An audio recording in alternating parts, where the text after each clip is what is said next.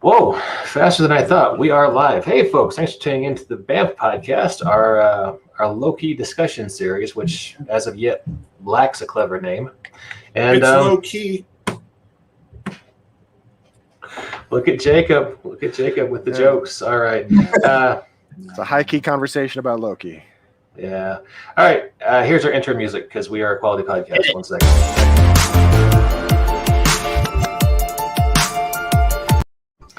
We have to pay Sign the Family Stone like a nickel every time we pay that. So thanks for that, folks. Let's introduce the roundtable today. Directly beneath me is frequent co-host and all-around great guy, Jacob Blackman. How you doing, sir? I am well. Thank you for having me. No worries. And making his second appearance ever on the BAMF podcast is Michelson Knapp. Yep, Michelson Knapp. Hi. Appreciate you joining us. And directly above Michelson, last but not least, frequent contributor, Mr. Jason Tondro. How are you doing, Dr. Comics? I'm well, thank you. I hope everybody's good out there today. I'm building a tower of books to support my large microphone, and that's not a metaphor for anything. Good. So, last episode 3, kind of so. Episode 4, holy shit, lots of stuff happening. Yeah. Who wants to go first? Jacob, you weren't here last time. Why don't you go first? Oh boy. Who else is Loki going to fall in love with other than Loki? Yeah. I was just reading about this today. He doesn't say it out loud. They don't get to that moment, right? Because of course he gets disintegrated first. But it sounds like it looks like he's about to kiss her. Yeah. But I think that, and a lot of people are probably like, oh, he's falling in love with himself. That's weird. No, who else? He loves himself. That's why he does what he does. He's a total narcissist. He is the epitome of narcissism. But at the same time, I think the show is trying to say something about nature versus nurture. Mm. Right? That just because you were born a Loki does not mean that you are the same person for the rest of your life. In fact, Mobius says that to Loki right before his own death scene, which I hope we get to today, when he says, like, you can be whoever you want to be, even good if you want, right? Right. Sylvie, and they make a point of showing that Sylvie was abducted and then escapes from Asgard as a child, and then she just says, and I ran for a very long time. And she's an immortal, right? So we could be talking hundreds of years. No, that's thousands of years. Because they specifically mention in the movies that Thor and Loki had already were like 5,000 years old. Okay. So yeah, she's been on the run for a while. So at that point, is she even really a Loki anymore? I mean, the TVA considers her a Loki, and I have a theory about all this, by the way, that I hope we get to. But she's totally different than him.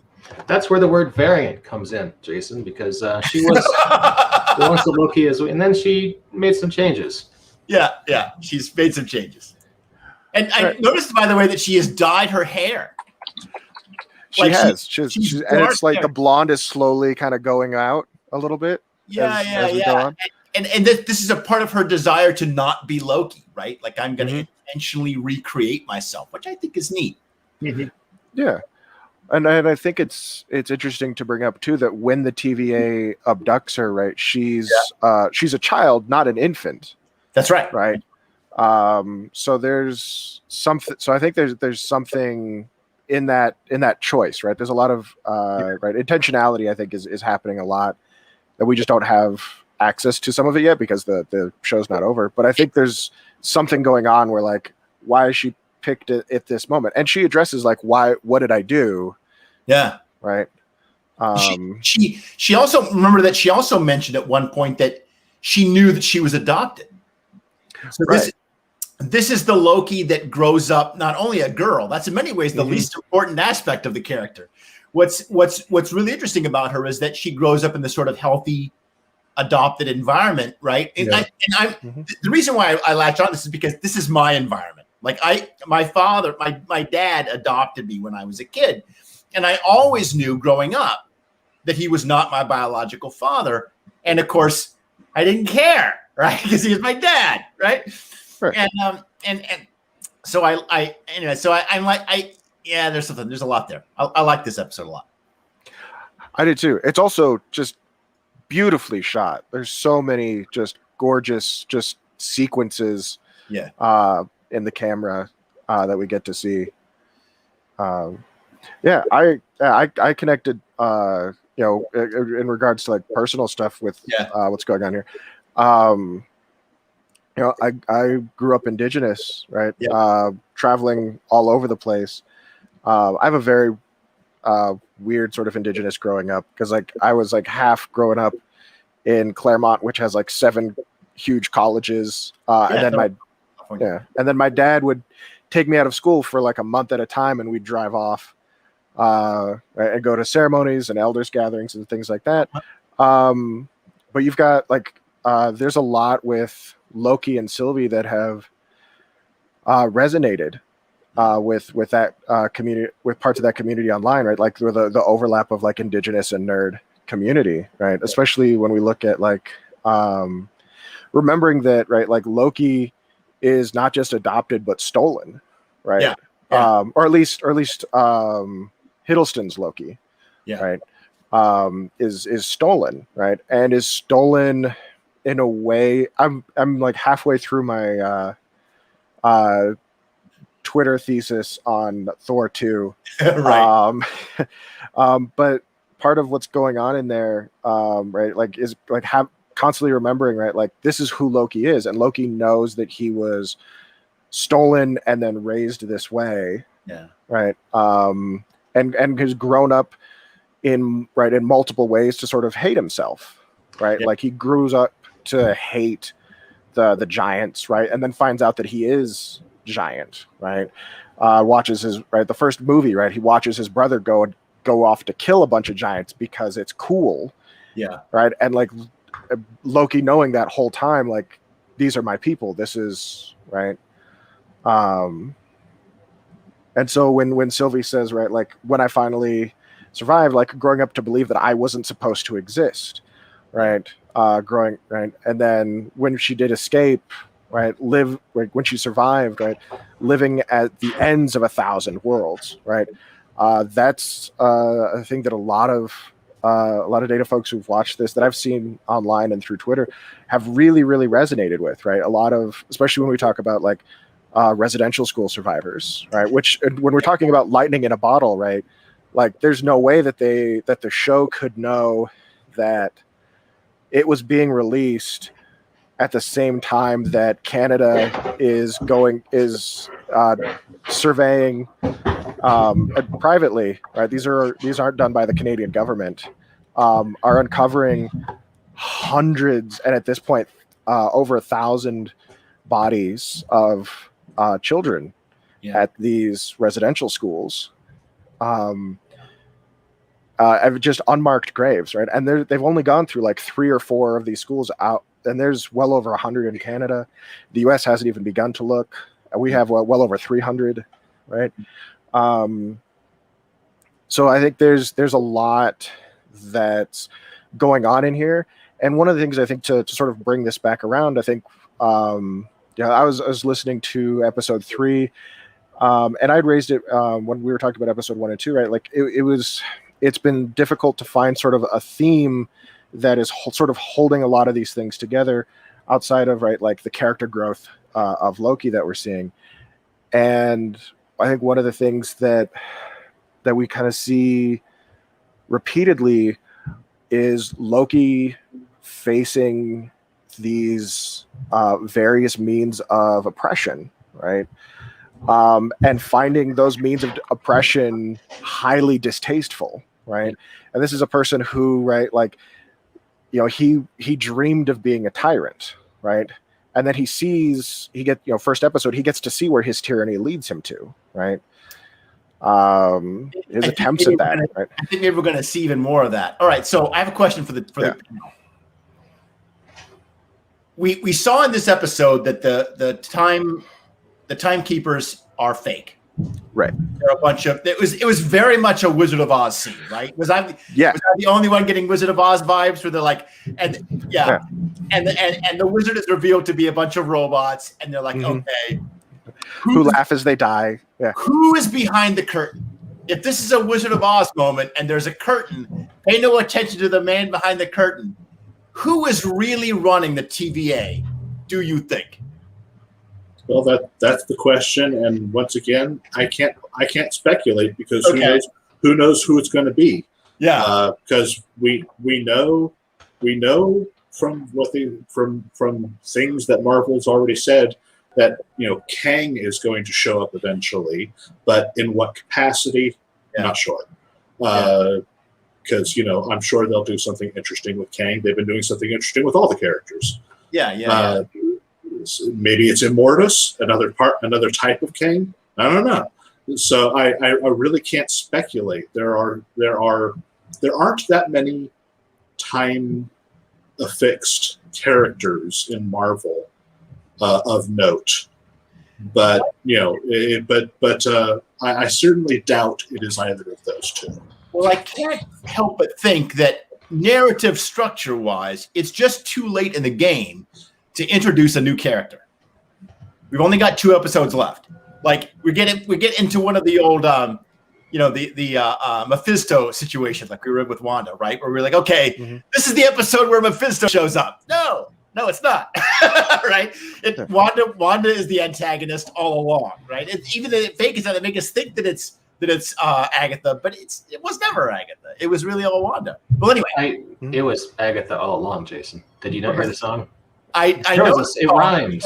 But then that's not true. I think there's only one person that could possibly be running the TVA, and that's Loki. It's got to, like you were saying, like Jacob, or Michelson, I'm sorry, that Loki sees where his glorious purpose leads him in the first episode. He does. He sees himself killed by Thanos. I think that the organizer of the TVA is Loki's worst version of himself. It's the Loki that succeeded at his glorious purpose. And he created the TVA to keep all the other versions of himself from threatening his rule. Right? They even say in one of the early episodes that there's more Loki variants than anybody else, it seems. Right? I think, and this ultimately is about questioning. It's about the Loki's own quest for his own identity, because he's going to ultimately come face to face with the version of himself that he thought he wanted to be, and he's going to reject that. The ultimately superior Loki. Right. Yeah, and he's got to reject that for the version of the Loki that is ultimately a good person. Right. Yeah, I mean, I've got a few other theories, but they're mainly just either bad jokes like Zarko, or that's a deep cut for you comics fans, or it doesn't really make sense for it to be anybody who hasn't been introduced by now, which leaves us with Loki, the most likely candidate, or Owen Wilson will be fun, but I don't see that happening. Okay. The other one would Ravonna is another person who's still around. Clearly, Ben Slayer knows what's going on. Right. Although I don't know if she's ever actually met the real whoever is behind the curtain. I think she probably knew that the timekeepers were fake, or maybe not. Maybe she didn't. Maybe she was also fooled by the timekeepers. I don't know.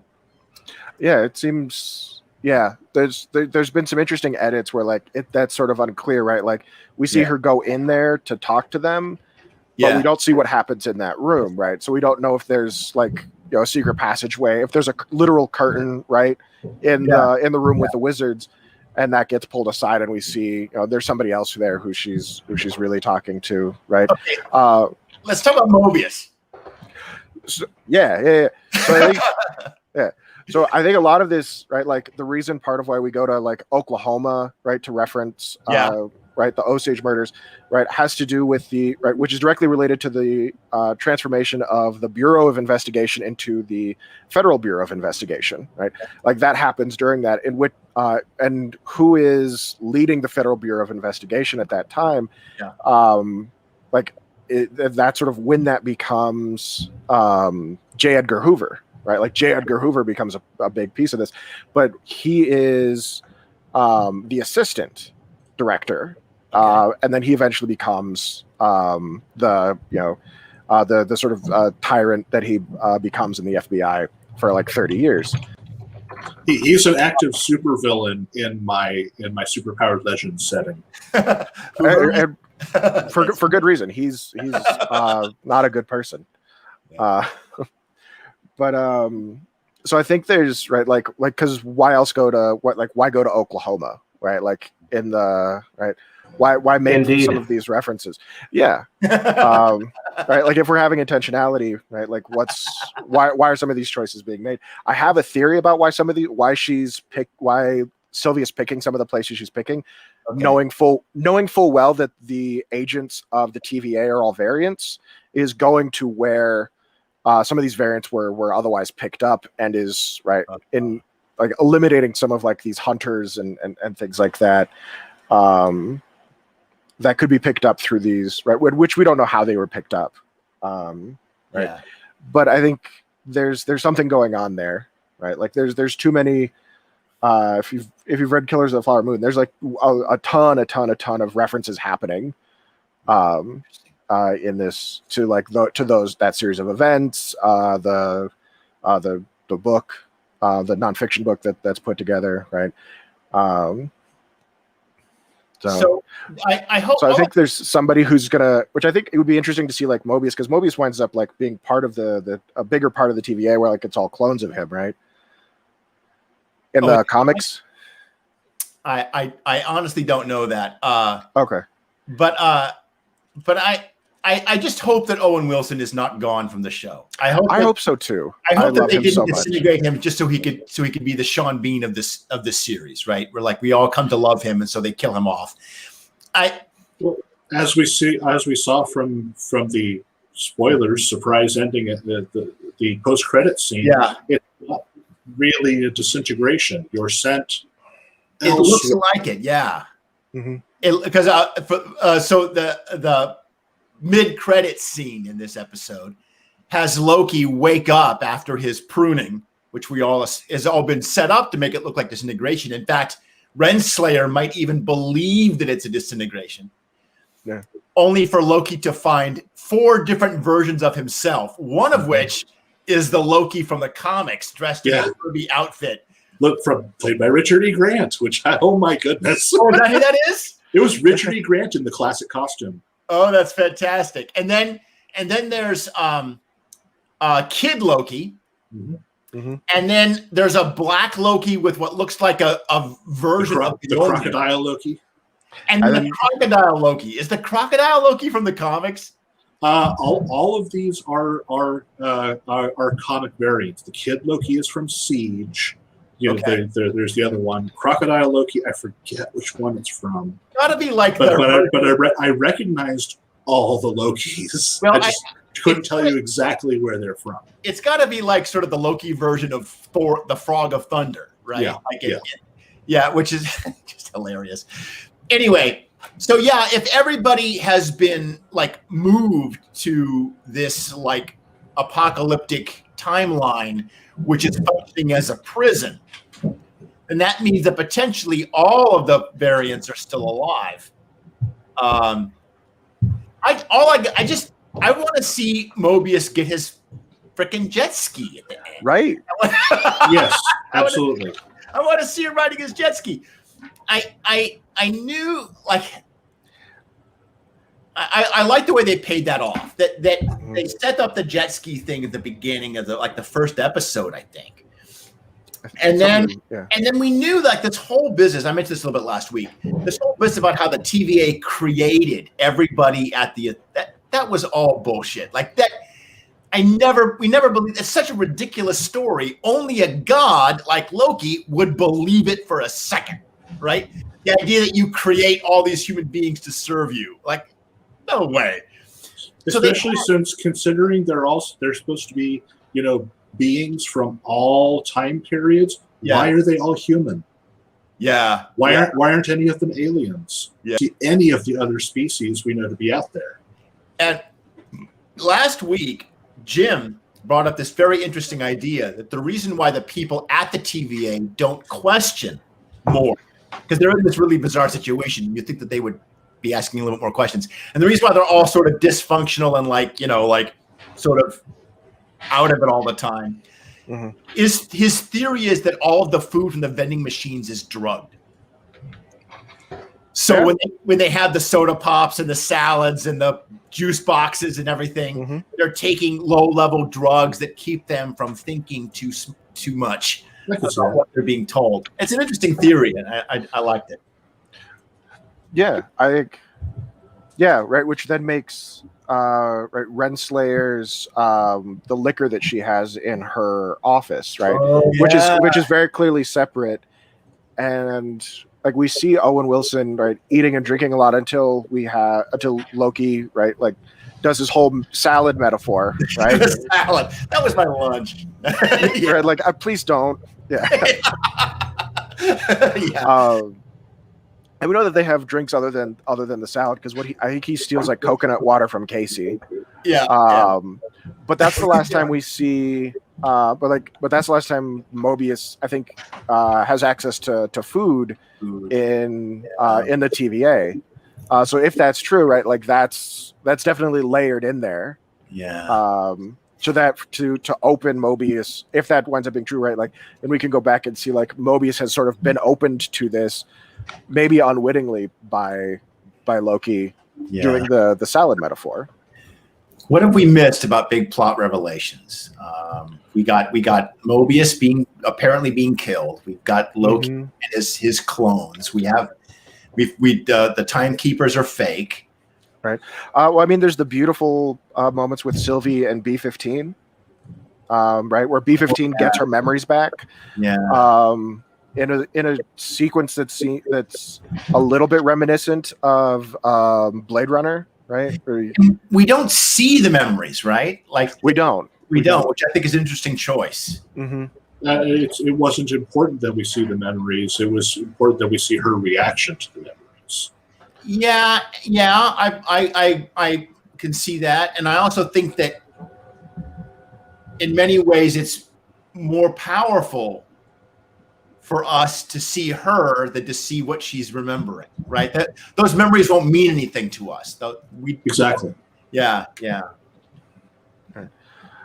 And it also, right, still provides an amount of, because we don't see them, we only have Sylvie's word to go on, right? Yeah. That she cannot create memories, right? And we don't see the memories. Speaking of her, by the way, B-15, is that her number? Yeah, B-15. What happened to her? I forget. I lost track of her in the final. They did a lot of weird cuts with that fight, so I lost track of a lot of people in that fight. Okay. She falls down, and that's kind of the last. Okay, so she doesn't get disintegrated. She just kind of gets knocked down. Yeah, at least on camera. Yeah. Interesting. Okay. Yeah, here we are. Yeah. Yeah. Yeah, because I think the same thing happens with Renslayer, right? She gets knocked down, and then she comes back and prunes Loki. Okay, we've seen this scene before. This is yeah. Which is a really fun sequence of him just like, oh, that's how this works. Oh. I read a little bit about how they filmed that scene, and it was really long day because she had to film like that same sequence about 50 times. Oh God! So that they could splice it right in the right way. Yeah, they're hiring great people for this show, right? They really are. Yeah. So we've only got a couple of episodes left. Still time. Well, Loki's still around, so we have to get away from. We have to figure out what's going on, figure out the real truth of what's going on, and still have to solve the problem somehow. Right. So we're pretty sure. I mean, I guess we could, if we had a betting pool. And not that I'm saying we should, because that's unprofessional, and we're a professional podcast. It's not Mephisto. It's not the devil.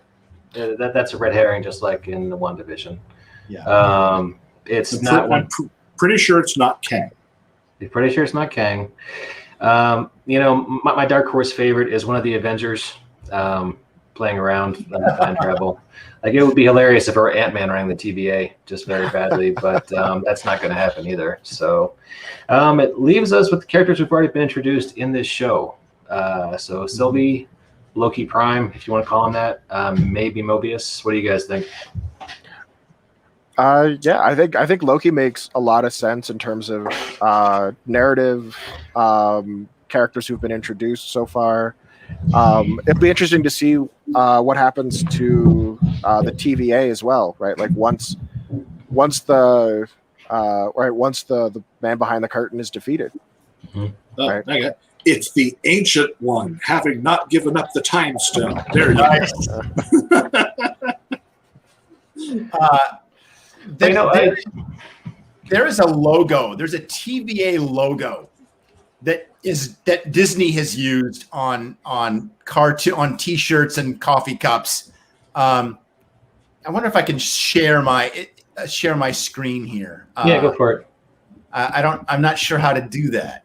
There's a button that says share with the little addition sign instead of a screen there on the bottom. So it does. Yeah. So you can share that, and then I will add it to the viewing tablet. The suspense is killing me. Yeah. I know. I'm not good with technology, so this is all wild to me. Yeah, so it didn't. No worries. I saw one theory that someone at Marvel was annoyed at Dan Harmon stealing their Council of Interdimensional Dudes concept. Because the Council of Richards from a recent run of Fantastic Four, they kind of co-opted for the Council of Ricks, which is Rick Sanchez from across the multiverse, working together, fighting each other, cooperating, then, not cooperating. And the idea that they're building up with that with Loki, with a coalition of Lokis getting together to fight out, the one big bad Loki, kind of parallels that story structure from some of the earlier seasons of Rick and Morty. So I don't know. I think that'd be a satisfying end to it. What do you guys think? Yeah, I mean, with a lot of the Marvel stuff for me, like, I very rarely have they sort of steered me wrong in terms of at least enjoying what's on screen, and I would have fun with that. That would be fun. Jacob, what do you think? I think it could work, but I don't speculate. You don't speculate. All right, fair enough. Hey, Jason, if you have that link, you could email it to me, and I could put it up.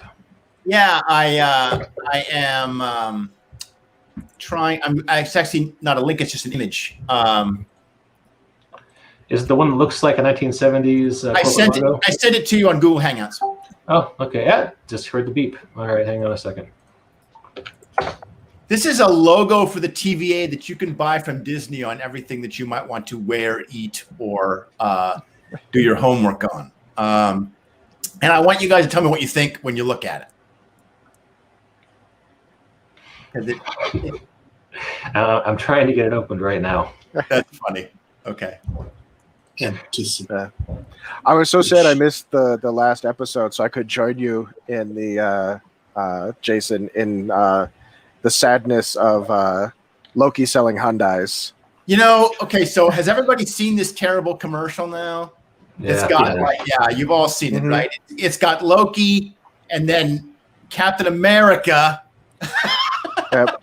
Saving somebody from now, their I want Starbucks to or know, whatever. the only one of these three I can actually kind of accept is Wanda selling the car because it's perfectly in character for her in the retro 50s sci-fi, situation comedy. Right?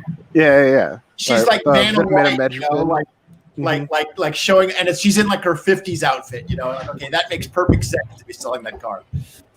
But man, that's just shameful. To which we hit that. It reminds me of the old Batman pizza delivery ads back when the old Michael Keaton movies were coming out, right? And he's driving around Gotham in the Batmobile delivering pizzas, and I'm like, oh man, that's just. Sometimes hunger is the worst enemy.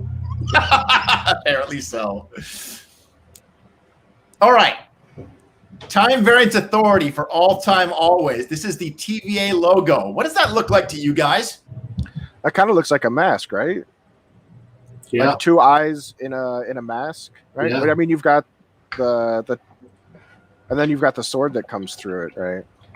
And then you still have the two, the seal, the olive branches. Yeah. Right? Yeah.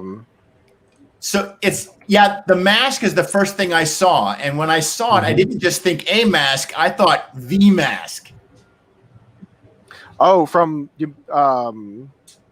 movie, which is also Loki, right? Yeah. Which is a mask of Which Loki. is the mask of Loki. Yeah. Right. Yeah, that's interesting. I enjoy that movie a lot. So the symbol in the front, of course, looks like a Nordic rune, but it's not. It's not any of the Nordic runes. There's a rune like that that's turned 90 degrees, where it looks like an 8 turned on its side, but the angle, the rune on here is not an actual Nordic rune. Okay. It's got the knife, and remember, we have to come back to that metaphor at some point too tonight. This show, by the way, the love is a dagger metaphor, which was a big deal in episode 3, I think. There's 3. Yeah. And I can't wait for that to happen again, for that to come back, because I know that's a Chekhov's knife with the knife on the mantelpiece, waiting for somebody to take that joke back. And any more references to Macbeth, I'm all here for, right? Is this a dagger I see before me? And it's an imaginary dagger, all of that. It's an imaginary dagger, yeah. Good stuff. Yeah. Well, because it also looks like because on its side, there's the 8 on its side is the infinity symbol, and then upright, that kind of looks like an hourglass. Yeah, if they're not eyes, they look like eyes in a mask. But if they're not eyes in a mask, it's another infinity symbol. Right. It's like infinity, and then for all time, always. Right. So you've got the hourglass and then the infinity, sort of intersecting each other. Right. Also making some sort of a cross too. When Jim saw that, he thought it was the Kang mask rather than the Loki mask from the Mask movie. But we're all seeing eye. They all look like eye slits to me. That's something in there. Anyway, it's the almond shape that eyes generally have. Yeah, for sure. Yeah. I mean, does that look like? Let's take a picture of Kang. I'm probably the only one on here who remembers Secret Avengers number 19 from 2011, right? No one else. Okay, yeah. I was reading Marvel at that point. It's like the best Black Widow story ever, and it's a time travel story. Yeah. So there's Kang's big, beautiful blue face. Yeah. And I could kind of see it. Yeah, actually. Yeah. But, yeah. Well, we'll find out soon enough. Yep. All right. Well, I feel like we have mined this episode as much as we can. Any closing thoughts, fellas? I had a great time, and I'm looking forward to getting to continue to watch the show and talk about it. It was a pleasure having you on, sir. Yeah, I'm enjoying the show. I think it's a good story. Like, setting aside all the Easter eggs and everything that, of course, we're all looking for because we're all Marvel fans. I just feel like it's a good story, well told. And interestingly, it hasn't yet. We have 2 episodes left to go. It hasn't made any of the colossal screw-ups that have kind of ruined some of the other shows for me. Like when I was watching Falcon and the Winter Soldier, and they suddenly decided to make U.S. Agent into a good guy at the end, or at least let him off the hook for all the bad shit he'd done. And I'm like, don't do that. Don't do that. And they did it. And I was like, you sons of bitches. But so far, they haven't done that. It's just been a really solid 4 hours. I like it. I'd like to see some behind the scenes stuff on Falcon and Winter Soldier, because I feel like there was a lot of writers' rooms, arguments, and maybe some rewriting on the set, and it just kind of delivered this jumbled mess. So maybe, I don't know. I loved the show aside from that. U.S. Agent up to the point where he suddenly gets let off the hook with a Abraham Lincoln joke.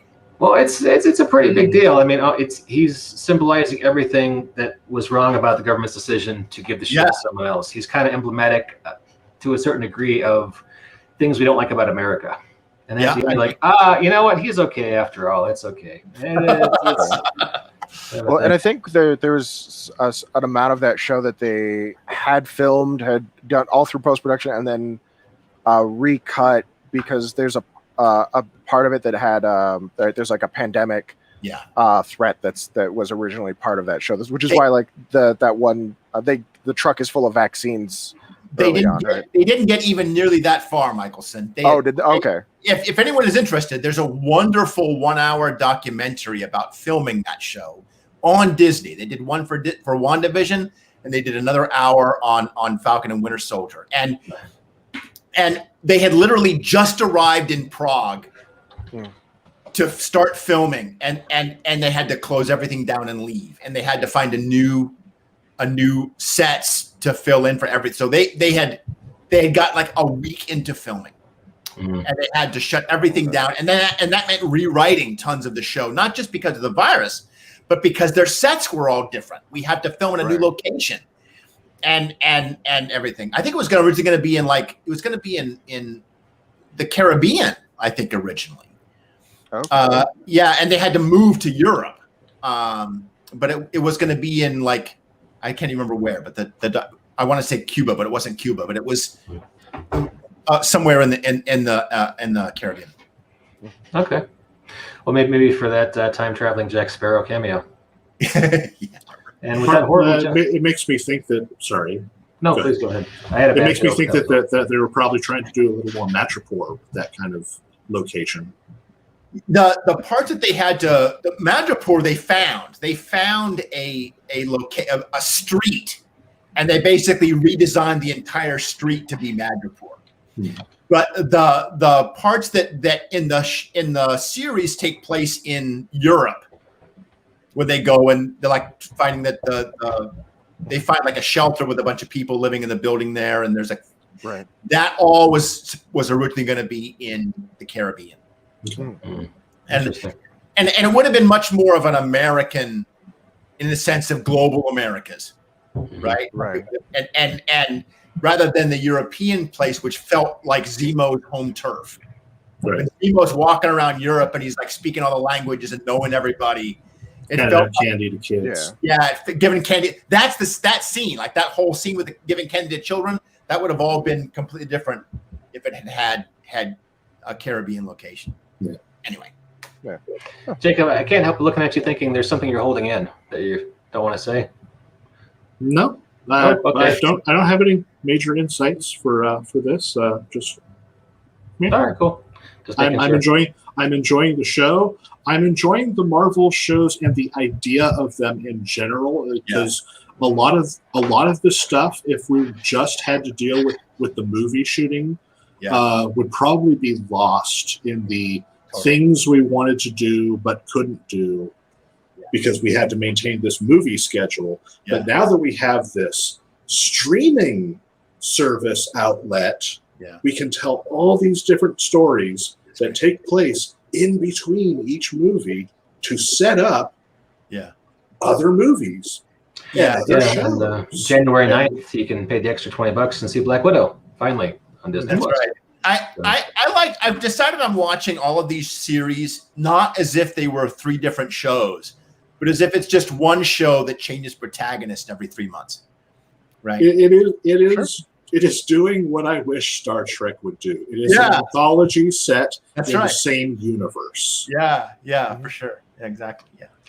Well, hey, on that thought, we will wrap things up, and we will see you next week for the penultimate, I'm using big words, episode of our Loki reaction show. Thanks for coming out. Don't forget to do that outro. We'll catch you next time on the BAMF Podcast.